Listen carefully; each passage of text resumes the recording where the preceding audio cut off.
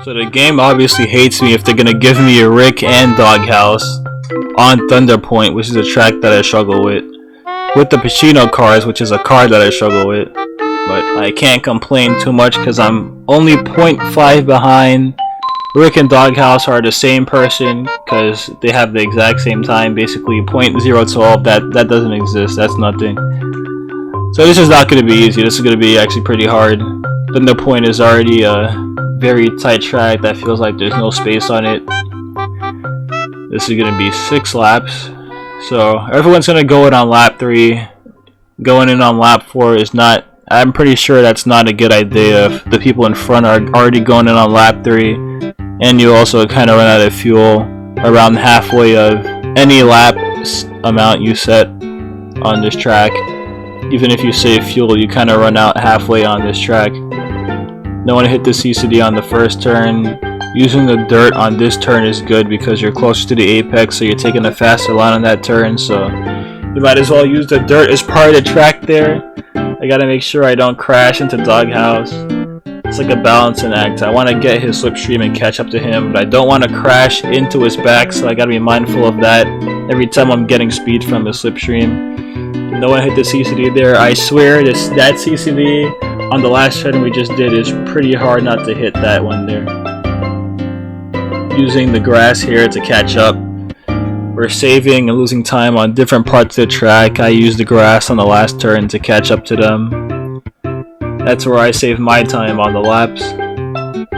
We're all going to use the dirt here. Look at this. This just works. That's like the perfect way to take that turn.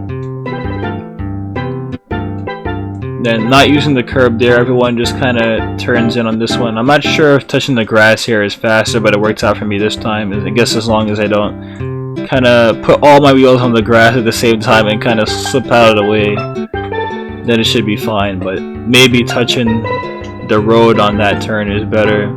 They use the curb here and I don't. This is where I lose a tiny bit of time, but then I make it back up immediately by touching the grass on the last turn every single time.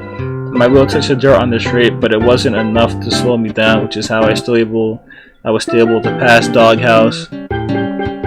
So now I have a chance to overtake Rick, but the last time he raced it was very hard for me. He was just driving way too good.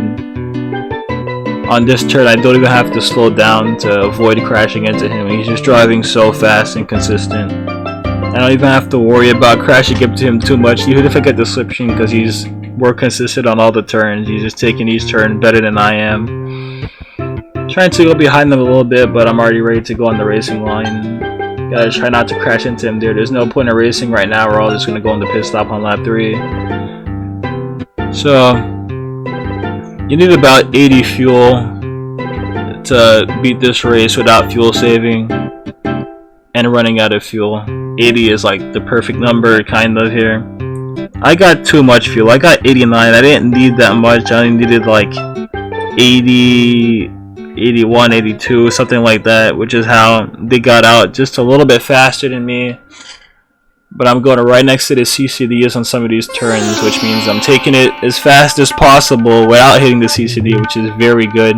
I'm going to be able to catch up soon if I keep doing that. See, Doghouse does it there too.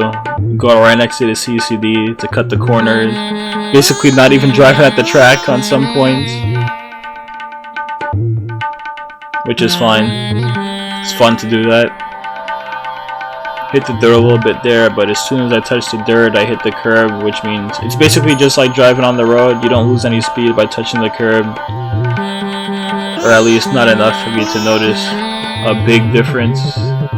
Go right next to the CCD on that turn. I cut it as much as possible and I caught up. Now it's just a battle for first.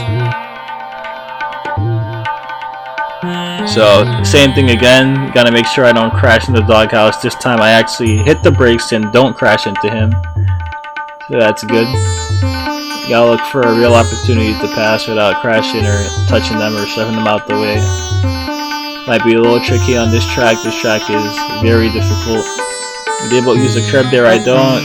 Again, they get that little gap, but then this is where I make up my time. Oh, this time I didn't touch the grass. See how there's a little tiny gap there you can notice between me and Doghouse? But then the heavy braking point there, I was able to catch up to them still. Very fortunate. Don't get to overtake Doghouse there. We all touched the dirt. It's just optimal. Trying to get Doghouse's slipstream, but my wheels touched the dirt a little bit there, so I'm not next to him, but right behind him on this part of the race. It's the final lap. This is my last few opportunities to try and get a chance to overtake them. We almost hit the CCD there. I swear it's very easy to hit that, but everyone's just driving good today, I guess. No one's touching that CCD. This is the final corner. Everyone was way too consistent for me. Everyone kind of finished where they started, which is great. Getting a podium against Rick and Doghouse, I can't complain about that. That's actually pretty good. This is a close race.